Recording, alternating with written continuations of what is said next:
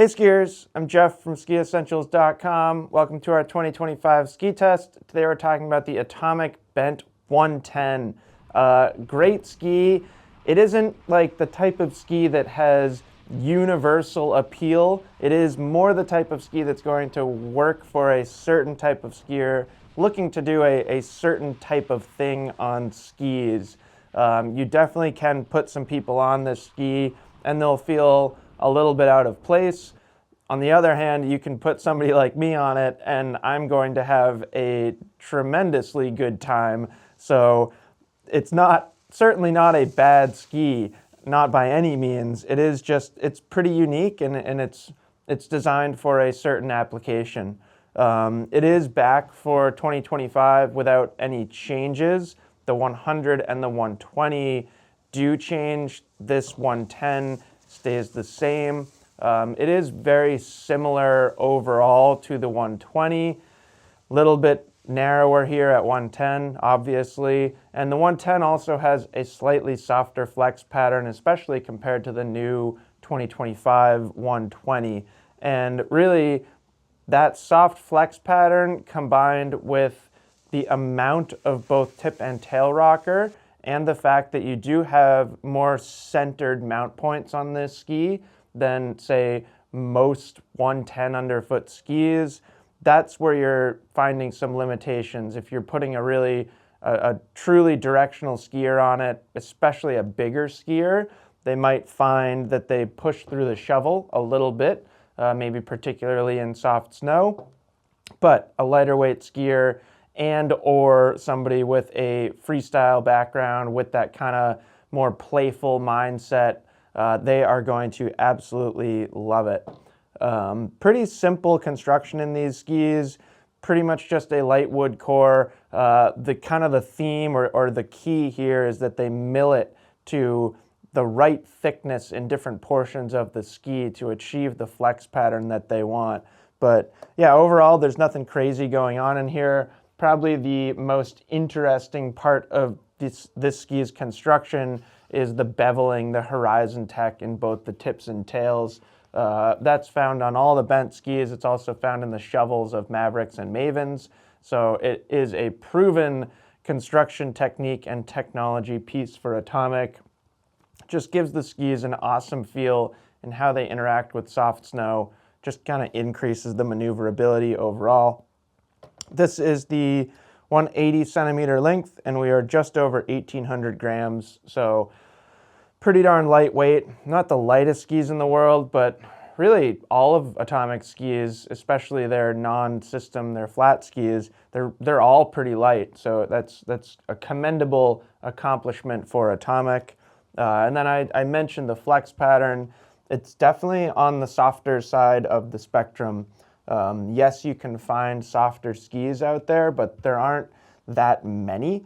And I think especially when you combine it with the amount of rocker, it does give this ski a very soft, flexing, very, very playful feel.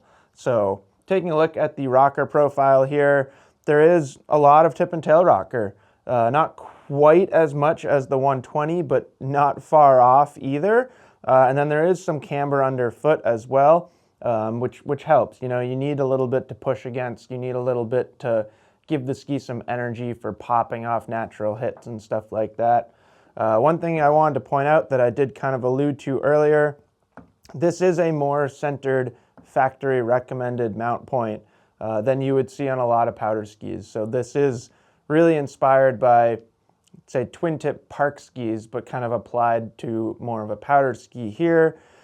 There is an option to go +3, that's getting you really close to center, but there's also an option to go -3. So if you like everything about this ski, but you're not going to be skiing it backwards a lot or utilizing its abilities as a kind of symmetrical powder ski or close to symmetrical powder ski, you might want to consider going back there to the -2, -3 line. You'll just get a little bit better directional performance out of it. And that's something that my coworker Bob, who you may know, or hopefully you know, he tends to like this ski a little bit more if he's shifting the bindings back a little bit, where somebody like me with a park background, I like it pretty darn centered, because then you can do all the cool stuff that this ski is designed to do. And what is all that stuff?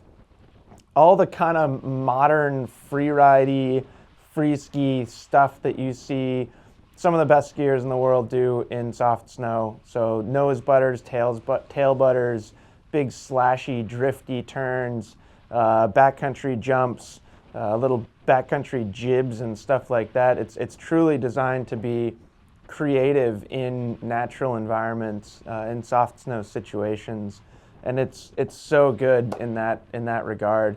I also often have talked about the 120 being just maybe slightly overkill for here in Vermont.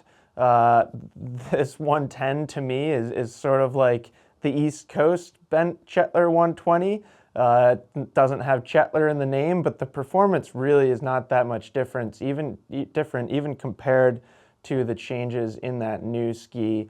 So if you like this idea, if you like this concept, but you're here in the East and you don't need something that's super, super wide, this might be a great choice. Alternatively, out west, this could be your daily driver. Maybe you do have something like that Bent Chetler 120 as your true powder ski, and you really just want something still wide that can handle soft snow, but something that you could ski every day.